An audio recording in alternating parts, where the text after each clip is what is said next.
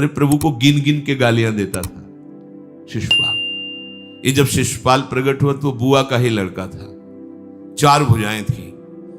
तो इसके जन्म उत्सव के समय फिर श्री कृष्ण बलराम जी भी गए हुए थे। तो आचार्य ने जन्म कुंडली उस समय बाची कि महावीर होगा, ऐसा ऐसा सब वर्णन करते रहे और कहा ये उन्हीं के हाथ से मारा जाएगा जिसकी गोद में डालने पर इसकी 2 भुजाएं हट जाएंगी। तो वहां जितने आए हुए थे रिश्ते नातेदार, समाज के श्रेष्ठ श्रेष्ठ जन, सबकी गोद में शिशुपाल को, और जे भी भगवान श्री कृष्ण की गोद में डाले 2 भुजाएं गिर गई। रो करके उनकी बुआ ने कहा कि मैं भिक्षा मांगती हूं कि मेरे बालक की आपके हाथ से हत्या नहीं होनी चाहिए, तो उनका 100 अपराध क्षमा करता हूं। तो उन्होंने सोचा 100 अपराध काहे को करेगा, का 100 अपराध तक मैं इसे बिल्कुल कोई दंड नहीं दूंगा, ये वचन देता हूं। ये जब से तोतली वाली बोलना शुरू किया तब से भगवान को गालियां देना शुरू किया था। इसका स्वभाव ही ये वैर, पूरा ऐसा वैर, भगवान को गालियां देता। जिस समय सब धर्मात्माओं राजाओं की सभा भरी हुई थी और भगवान श्री कृष्ण की अग्र पूजा हुई, सब तो सह गए, शिशुपाल खड़ा हो गया और ऐसे कटु वचन बोले। महाभारत में लिखा, हमने स्वाध्याय में पढ़ा था, ऐसे कटु वचन बोले कि कोई भी नाराज हो जाएगा उससे। तो पहले भीमसेन खड़े हुए और कहा कि अपने बड़ों का सम्मान करना सीख, चूंकि भाई ही लगता है, जैसे कुंती बुआ ऐसे भगवान की वो बुआ का दूसरा है ये लड़का। सम्मान करना सीख, अगर तू ऐसे ही बोलता रहा तो यही मैं तेरा गला काट दूंगा। ऐसे कहा बैठ जा ब्रकोदर, बहुत खाने वाला, तू क्या मेरे से लड़ेगा। भगवान ने भी इशारा कर दिया। जब देखा कि ये बोलता ही चला, भीष्म जी खड़े हुए और भीष्म जी ने कहा मैं श्री कृष्ण के चरण आसक्ति चित्त वाला हूं, अगर अब एक भी शब्द यहां बोला इसने तो मैं किसी की नहीं सुनूंगा, इसको नष्ट कर दूंगा। और दोनों सभाओं के सर पर पैर रखता हूं, जो श्री कृष्ण का विरोध करे उसके लिए मैं पर्याप्त हूं। भगवान ने कहा चुप रहो, शांत रहो, सबको बैठा ला। वो गिनती शुरू की थे 98, 99 का शिशुपाल सावधान, जो तुम्हारी माता को वचन दिया था बस एक शब्द रह गया है, आगे मुझे दोषी कोई न ठहराए। 100 तक क्षमा करने की बात कही थी। जे ही, वो तो रुकने वाला थोड़ी था, जे ही आगे बोला सुदर्शन जी के द्वारा उसका वो परम उद्धार हुआ जो बड़े बड़े ऋषि मुनियों के लिए बड़ा दुर्लभ पद कहा गया है। गोपीजनों ने सौंदर्य माधुर्य निधि भगवान को अपना कांत माना, प्रीतम माना। एक ही वृत्ति, कितनी गजब की वृत्ति गोपीजनों की है कि सब कार्य करते हुए कृष्णाकार वृत्ति है। बेचने दही जा रहे हैं, बोल रहे कोई कृष्ण ले ले, दामोदर ले ले, माधव ले ले। कैसी वृत्ति है, देखो कैसी उच्च कोटि की अवस्था है। किसी भी भाव से हमारे प्रभु से जुड़ जाए तो इच्छा द्वेष द्वंद्वों से वो मुक्त हो जाए। और जब तक ये ठीक है ये बेठीक है, इस तरह के द्वंद्व तुम्हारे हृदय में बने रहेंगे, तब तक मूढ़ता रहेगी और उससे पतन होता रहेगा। संसार का संबंध दृढ़ होता है इच्छा से। बहुत सुंदर बात है। संसार का संबंध दृढ़ होता ही है इच्छा से। इच्छा खत्म, संसार का संबंध खत्म। कितनी बढ़िया बात है। पर हम भागे घूम रहे हैं इच्छाओं की पूर्ति के लिए। जब एक बता दिया कि समुद्र है भगवान, जो चाहिए इन्हीं से क्यों नहीं, पर इनसे मिलने के लिए भी तुम्हें शराब छोड़ना पड़ेगा, तुम्हें मांस छोड़ना पड़ेगा, व्यभिचार छोड़ना पड़ेगा, गंदे चिंतन छोड़ने पड़ेंगे। वो राजी नहीं हो तो करो पाप और चाहो सुख। ऐसा कैसे हो सकता है? यही है जीव की परेशानी, यही है।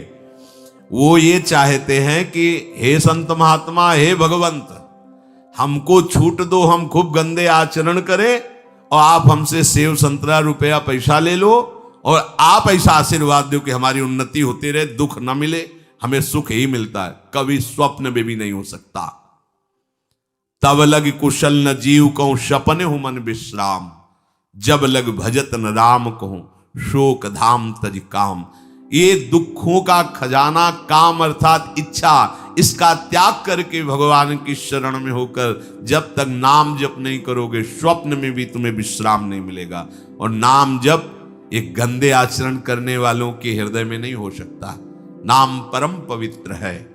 ये तभी होगा जब आपका खान पान सात्विक हो, आपका वातावरण सात्विक हो, आपका बोलना उठना बैठना सब सात्विक हो, तब नाम भगवान कृपा करेंगे आपकी जिह्वा। फिर कौन सी इच्छा रह जाएगी, कौन सी इच्छा रह जाएगी? अरे आप विश्वास कीजिए, ये जितनी इच्छाएं हैं सब स्वाप्निक हैं। जब आप सच्चा विवेक धारण करेंगे तो आपसे पूछा भी जाएगा कि जबरदस्ती केवट से कह रहे ले लो, वो कह रहा आप कछुनाथ न चाहिए मोरे, नहीं चाहिए। प्रहलाद जी कह रहे हैं वरदान मांगो, हमारी आज्ञा का पालन करो, तो कह रहे हाँ आपकी आज्ञा का पालन करता हूं, हे नाथ मुझे यही वरदान दीजिए कि आपसे भी कोई इच्छा न रहे। ये वरदान मांगा कि आपसे भी कोई इच्छा। आप सोचो क्या है ऐसा भागवतिक रस कि जिसको वो मिला तो भगवान से भी कह देते। और भक्त तो बड़े विचित्र विचित्र है, वो भगवान से कहते तुम्हारी इच्छा क्या है प्यारे, बोलो हम पूर्ण करते हैं। तुम्हारी इच्छा क्या है, हमारी तो कोई इच्छा ही नहीं, आप बोलो आपकी इच्छा क्या है, आप क्या चाहते हो, मैं कैसे आपको रिझाऊं। ये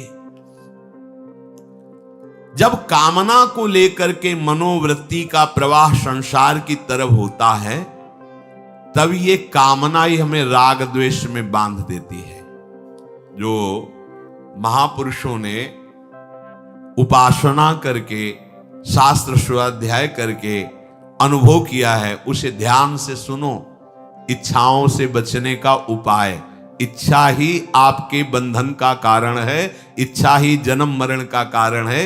इच्छाओं से बचने का उपाय, कर प्रमाद मत बनो आलसी, करो सुचारु रूप से काम, अपना काम स्वयं करने में लाज बड़प्पन तजो तमाम। पहली बात, शरीरधारी को किसी दूसरे शरीर से अपने शरीर की सेवा तब तक नहीं लेनी चाहिए जब तक बीमार ना हो जाए, असमर्थ ना हो जाए, चाहे गृहस्थ में हो चाहे विरक्त में हो। ध्यान दीजिए, आप चाहे आपकी पत्नी हो, पुत्र हो, परिवार हो, आप उनके सेवक हैं, क्योंकि वो सब प्रभु के जन हैं। इस भावना से रहोगे, कभी नाराज नहीं होगे, कभी गुस्सा नहीं आएगा, कभी झगड़ा नहीं होगा। अगर आप अपने को ये माने कि प्रभु मेरे इस रूप में आए हुए हैं, मुझे अपने कर्तव्य का पालन करना है, तो कहीं झगड़ा नहीं हो सकता। तुम जो कर रहे हो तुम्हारा कर्तव्य, हमारा कर्तव्य है कि हम पति पुत्र परिवार आदि जो भी है, ये हमारे भगवान का स्वरूप है। मैं आप समझो वही भगवत साक्षात्कार, पर ऐसा कौन मानता है? अच्छा, साधु वेश में ये जरूर सावधानी रखनी चाहिए। ध्यान देकर सुनिए, जब तक आपका शरीर स्वस्थ है, आप किसी से किसी भी प्रकार की सेवा स्वीकार न करें। भिक्षान्न के सिवा कोई भी सेवा स्वीकार न करें। अपने शरीर की सेवा तब तक करें जब तक आपका शरीर असमर्थ नहीं हो जाता। असमर्थ हो गए तो फिर हरि ही करें आकर स्वयं, या किसी को भेज दें, उनके बस की बात है। देखो माधवदास बाबा की लंगोटी स्वयं श्री ठाकुर जी महाराज धो रहे हैं। तब तक हमने अपने बड़े संतों को देखा है, बिल्कुल किसी भी तरह की कोई सेवा नहीं स्वीकार करते। अपनी दिनचर्या अपने हाथ से, अपने शरीर की पूरी। आपको क्या हो गया है? आप भी वैसे ही चलो जैसे गुरुजन चले हैं, भिक्षान्न के सिवा। आप अपनी किसी भी तरह की सेवा किसी से मत करवाइए। आप देखो इच्छाओं का दमन होना शुरू हो जाएगा। यहीं से इच्छाओं का दमन शुरू हो जाता है। आप सच्ची मानिए, ये जो आप शरीर सुख की आकांक्षा से दूसरे से सुख लेने की इच्छा करते हैं, यही तुम्हारे बंधन का कारण है, यही तुम्हारी दुर्गति, यही तुम्हारी कमजोरी है। जब तक शरीर स्वस्थ रहे, किसी से किसी भी तरह की सेवा मत लो, और अधिक से अधिक सेवा करने का भाव रखो। सुधार, हमें सेवा करना है, सेवा लेना नहीं है। जब तक सेव्य का साक्षात्कार ना हो जाए या शरीर असमर्थ ना हो जाए, तब तक ये नियम दृढ़ रखना चाहिए।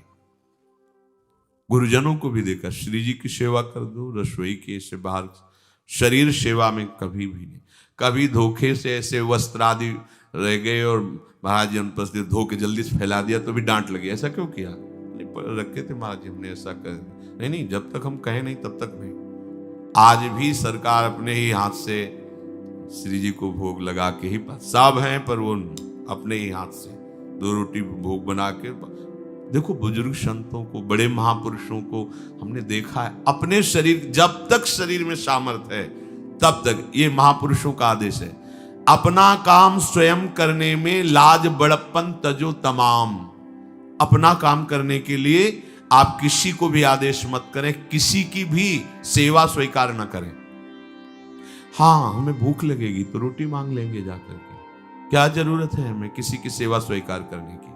मांगो, खाओ, खूब भजन करो, सत्संग करो, कम खर्चे वाला जीवन रखो। जरूरत क्या है? जो जरूरत है गली चलते दे देंगे भगवान, विश्वास करो, गली चलते दे देंगे। विरक्त गृहस्थ धर्म पूर्वक कमाओ, जितनी आवश्यकता प्रभु दे देंगे। ऐसा कोई त्रिभुवन में नहीं जिसकी आवश्यकता की पूर्ति न होती हो। अनावश्यक तुम्हारी मांगे जो हैं वही तुम्हें दुख दे रही हैं। आवश्यक व्यवस्था सबको भगवान दिए हुए हैं, अनावश्यक मांग के लिए तुम्हें फिर फंसना होगा।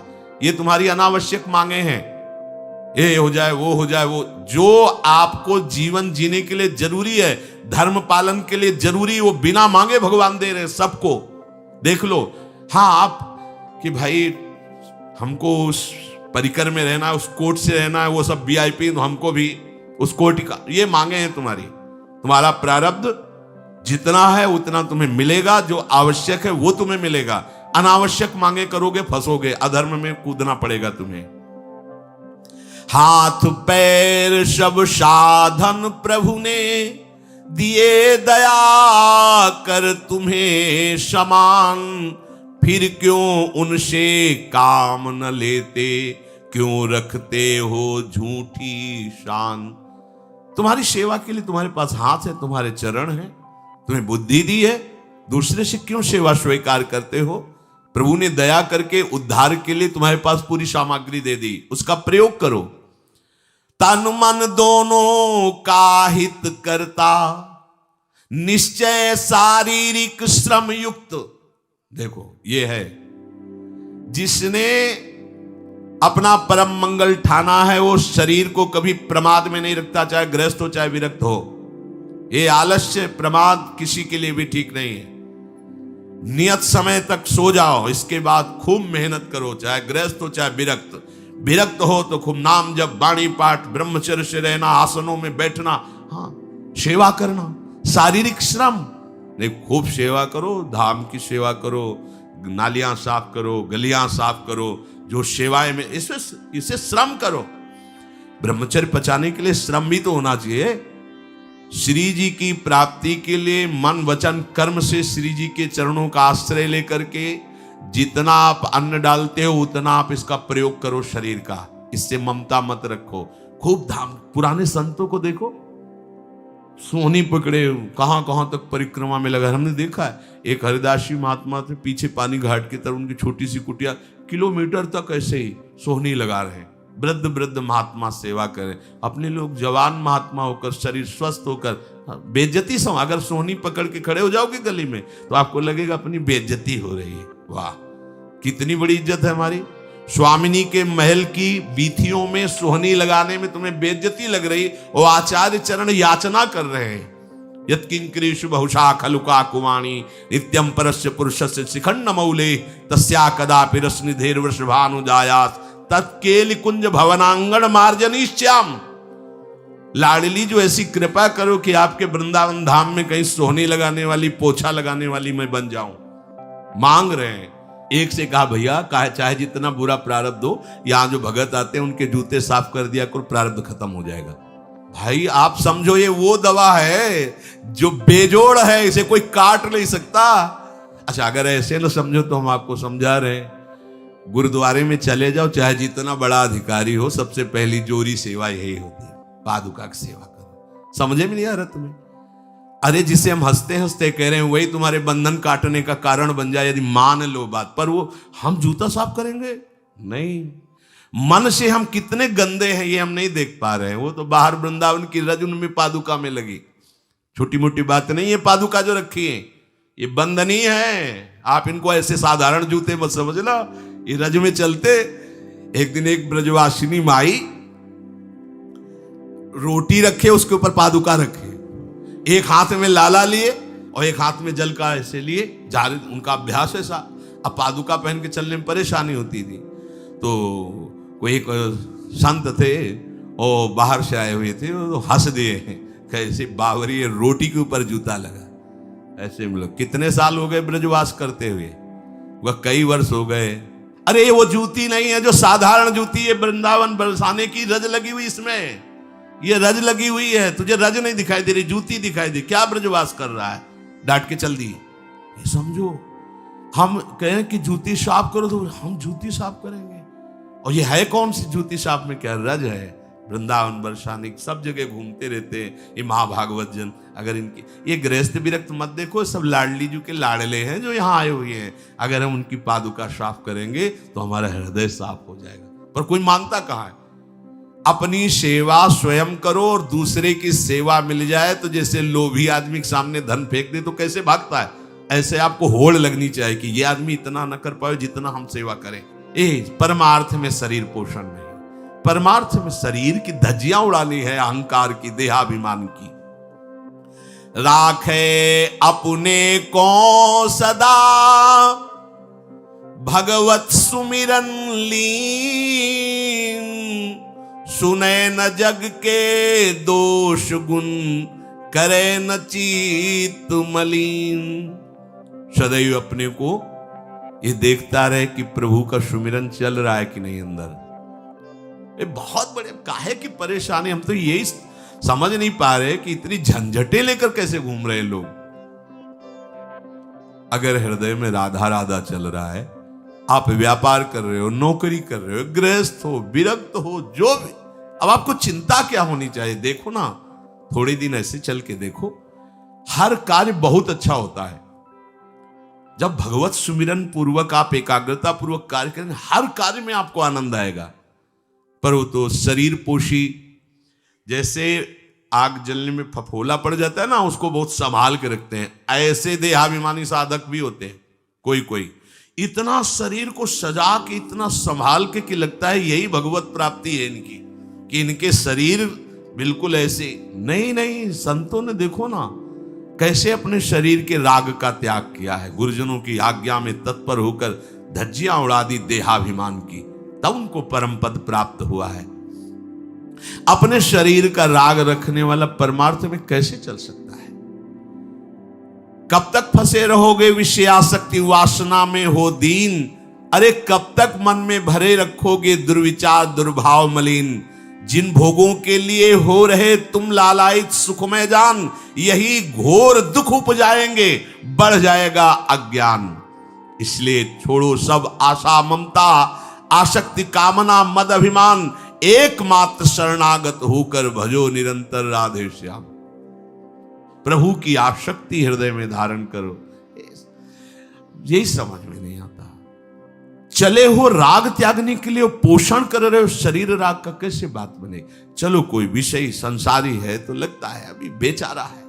आप लोग बेचारों की लाइन में थोड़ी हो, आप लोग बेचारों की लाइन में नहीं हो। आप जितने भी, चाहे गृहस्थ हो चाहे विरक्त हो, धाम आ गए हो, दीक्षा ले ली है, शास्त्र स्वाध्याय करते हो, सत्संग, आप बेचारे हो, आप भगवत पार्षद हो। पर आप अपने स्वरूप को समझो, ये अंदर की बातें सुधारो। आगे कह रहे हैं कि सुने न जग के दोष गुण, करे न चित्त मलिन। अपने भगवत चिंतन में मगन रहो। कोई तुम्हें यदि किसी की निंदा आदि सुनाने लगे तो उसे मत सुनो। पूछे कछु कछुए कहे, को आए के पास, सुन ले कछु बोले नहीं, सब ते रहे उदास। पर निंदा पर दोष के कथन सुनन में लोग, जो आनंद अनुभव करें तो लहे नरक के भोग। तुम्हारे पास आकर कोई तुम्हें दूसरे की निंदा सुना रहा है और अगर तुम्हें हर्ष हो रहा है, कैसी बात, कोई नामदाता सदगुरु की निंदा करे तुम सुन लिए, कैसे तुम्हारे इस पाप का प्रायश्चित होगा? सुनने और कहने वाले दोनों को एक ही दंड मिलता है बराबर। तुम अपने गुरुदेव की निंदा सुन ली, तुम अपने आराध्य देव की अवहेलना की बात सुन ली। उपासना नहीं है, कहीं देहाभिमान है कि हम तो गुरु से श्रेष्ठ है ना, गुरु जी की निंदा होती हमारी वंदना हो रही, परिणाम में लड्डू मिलेगा, खा लेना, परिणाम पक्का। पर निंदा के कीते आवत नहीं कछु हाथ, मूरख पर्वत पाप को ले चल अपने साथ। वैष्णव निंदा, भक्त निंदा, गुरु निंदा, ये तो बहुत ही भयानक है। भक्तन निंदा अति बुरी भूल करे जिन कोय, किए सुकृत बहु जन्म के क्षण में डारे खोए। कह रहे जो दूसरे की निंदा सुनने में आनंद का अनुभव करता है उसको भोग मिलेगा। काहे का? बोले नरक का भोग मिलेगा। इसलिए जो तुम्हें ऐसी बातें सुनाने के लिए उत्साहित हो उनसे उदासीन रहो, अर्थात उनसे कोई परिचय नहीं, कोई अपनापन नहीं। हाथ जोड़कर कह दे कि आज तो आप कृपा करके आ गए हो, आगे कृपा करके कभी मत आना। नहीं, आज हम आपका स्वागत नहीं कर रहे, आगे स्वागत करेंगे तो आप सह नहीं पाओगे, इसलिए आप कृपा करके आगे मत आना। हम आपके पास गए नहीं, आप आकर हमारे गुरु की, हमारे इष्ट की अवहेलना की बात करोगे तो आज क्षमा करते हैं, चले जाइए, दोबारा मत आना। चाहे वो कोई भी हो, तुम्हारी निष्ठा में इतनी ताकत है वो झुक जाएगा, उसकी सामर्थ्य नहीं कि वो आगे आ जाए। अगर हमारे कोई इष्ट की, आचार्य की या किसी भी नाम जापक की कोई निंदा करता है, हम सुनते हैं और उसे सुख मानते हैं, तो कह रहे हैं उसको नरक का भोग मिलेगा। नहीं, हमें जिस मार्ग में चलना है, हमें अपने आराध्य देव की प्रति प्रीति प्राप्त करनी है। और प्रीति प्राप्त होती, कोई भी राम कृष्ण हरि शिव बोले, सबके चरणों में हमारा नमन है, सबकी चरण धूले हमारे माथे पे। निंदा करना, अरे सब जगह भगवान है, ये बात देखने के लिए तो हम चले, हम निंदा स्तुति। अगर कोई हमारा मित्र बनता है, हमारा निज जन बनता है और हमको हरि गुरु इष्ट आदि की किसी भी तरह की कोई निंदा, हमें बिल्कुल बर्दाश्त नहीं करना चाहिए और दूरी बना लेनी चाहिए, कभी उससे संभाषण नहीं करना चाहिए। कहे न अपनी बात कछु, सुने न पर की बात, एक निष्ठ प्रभु में रहे, बसो सदा दिन रात।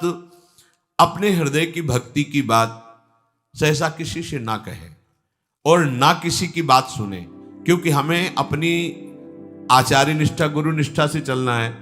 आप अपनी निष्ठा से चल रहे हो, हमारे काम की है नहीं, क्योंकि अब हम बदलने वाले हैं नहीं, तो तुम्हारी निष्ठा से हमें कोई परिवर्तन होने वाला नहीं। और हम अपनी निष्ठा के बाद तुमसे इसलिए नहीं कहेंगे कि वो तो इष्ट मिले और मन मिले, मिले भजन रस रीति, तब वो बात कहनी चाहिए, ऐसा किसी से नहीं।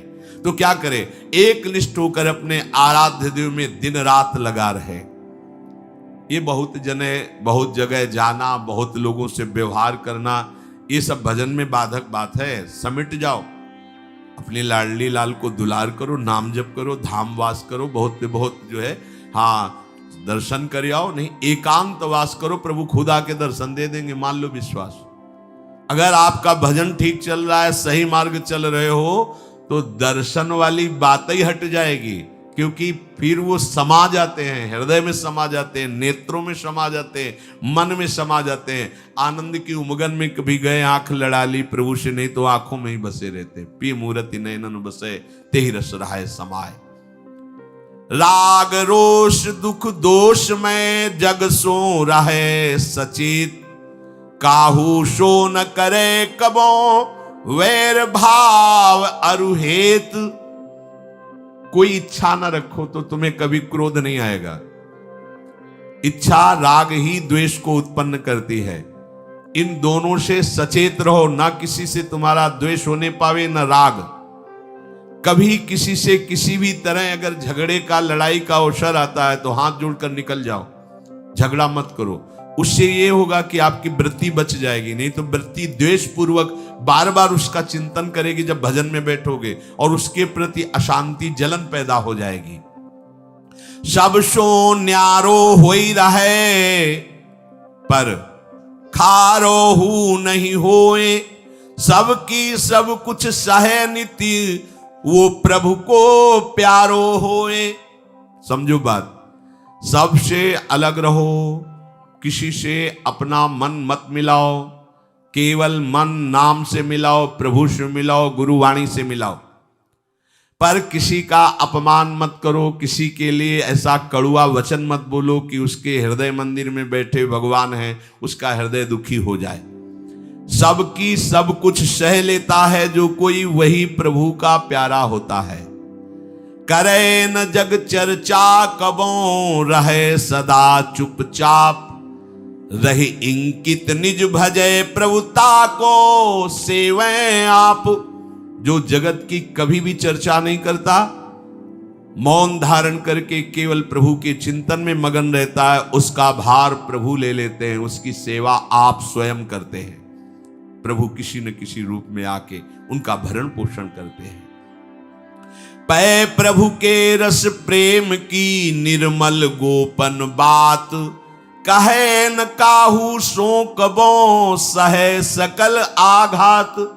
भजन में जो तुम्हें आनंद आ रहा है, जो तुम्हें स्वप्न में कोई अनुभूतियां हो रही या प्रगट में कोई अनुभूति हो रही, कभी भी किसी से भी वो बात ना कहे, क्योंकि ऐसा कहने से तुम्हारे भजन में विघ्न पड़ जाएगा। सारी की सारी बातें पचा लो। जैसे तुम गुप्त रूप से गलतियां करते हो, कभी नहीं बोलते हो, लेकिन कोई भी भागवती का अनुभूति छोटी सी भी होगी तो सभा में बोलने का मन होगा, क्योंकि उससे हमारी प्रशंसा होगी, अहंकार का पोषण होगा। बिल्कुल नहीं। भजन संबंधी कोई भी आनंद की बात, कोई भी भगवदानंद अनुभूति कभी किसी से न कहे, एकदम छुपा जाए। अगर कोई ऐसा कि हमने तो ऐसे लक्षण आप में देखे, हाँ नहीं ये तो ऐसे ही तुम्हें यहाँ हंसुआ, हमारे अंदर ऐसा कुछ नहीं।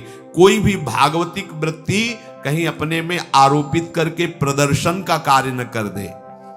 सही न सके पिय की तनिक निंदा, जो कहूं होए, सहज त्याग सर्वस्व करी, डारे निज को खोए। यदि अपने आराध्य देव की कोई निंदा कर रहा हो तो वहां सहन न करे। सही न सके पिय की तनिक निंदा, जो कहूं हो। संत शंभु श्री पद अपवादा, कही सुनी तास मर्यादा, काटी जीव तासु जो बसाई, श्रवण मुनि न चले पर आई। यदि हमारे कोई आराध्य देव गुरुदेव की निंदा कर रहा है, ताकत हो तो उसकी जबान बंद कर दे, नहीं तो कान में अंगुली डाले उठ के चल दे, दोबारा उसका कभी चेहरा न देखे। भरत जी ने माता कैकेयी से कहा कि आपने हमें निमित्त बनाकर 14 वर्ष का वनवास भगवान श्री राम को दिया, इसलिए आज के बाद में कभी तुम्हें मां नहीं कहूंगा, पापिनी कभी तेरा मुख नहीं देखूंगा। भरत जैसे भगवान के अवतार परम पवित्र माता कैकेयी के लिए ऐसे कट वचन बोले, आज के बाद कभी मां नहीं कहूंगा, है पापिनी तेरा कभी मुख नहीं देखूंगा। ये जो हमारे इष्ट की निंदा कर दे, हमारे गुरुदेव की निंदा कर दे, हम उसे आदर देंगे, हम उसको बात सुनने के लिए बैठा लेंगे। हाँ और बाओ, हमें और गंदा करो। सहज त्याग सर्वस्व करी, डारे निज को खोए। अपने अपनत्व को अपने आराध्य देव में सहज समर्पित कर दे। या जग में जाके हृदय ऐसो प्रेम समाए, हरिता को अति चाव सो रखें सदा अपनाए। इस जग में जिसके हृदय में ऐसी निष्ठा होती है, तो हरि उसे अपना मान करके फिर स्वयं उसका भार लेकर इस संसार में रखते हैं, अर्थात उससे वही कराते हैं जिससे जग मंगल होता है। निर्मल या प्रभु प्रेम की महिमा कही न जाए, अति प्रेमी जो श्याम को हरि ही नित्य बसाए। दुख में संतत सुख लहे, सो आवे यही बाट, नाहित क्यों रचना करे, कपट नरक को ठाठ। जो निर्मल भगवत प्रेम है उसको कहा नहीं जा सकता, वो अनिर्वचनीय है। ऐसे निर्मल प्रेमी महात्मा के हृदय में श्याम सुंदर निरंतर वास करते हैं। इस निर्मल प्रेम को जिसे प्राप्त करना हो तो कमर कस ले, दुख का मार्ग है, इसमें दुख में चल करके महासुख में पहुंचा जाता है। कह रहे दुख में संतत सुख लहे, सो आवे यही बाट। भारी से भारी विपत्ति, अपमान, तिरस्कार में भी जो सुख का अनुभव करते हुए भगवत भजन करते रहते हैं, वो जाते हैं उस महासुख परमानंद में। नहीं तो कह रहे हैं नाहित क्यों रचना करे, कपट नरक को ठाठ। फिर ये बातें बनाने से नरक ही मिलेगा, भगवत प्राप्ति नहीं होगी। इसलिए इच्छा और द्वेष का त्याग करके अपने आराध्य देव के निरंतर चिंतन में मगन रहो। भजन का फल है अपना अस्तित्व मिटा देना, कोई भी इच्छा न रह जाना। तो श्री भगवान स्वयं उसके हृदय में बैठ करके सब योगक्षेम का वाहन करते हैं। जैसे अहंकार से हम सोचते हैं ये हम नहीं करेंगे तो कैसे हो जाएगा, तो पूरी सृष्टि तुम्हारे करने से हो गई है क्या? जिन्होंने एक संकल्प में अनंत ब्रह्मांडों का सृजन, पालन और लय करते हैं, करते रहेंगे, उन प्रभु को पहचानने के लिए मनुष्य जन्म हुआ है। यही परम कर्तव्य है, हम भजन करके उनमें लीन हो जाएं, उनको जान जाएं, तो महान दुख से हमारा छुटकारा हो जाए।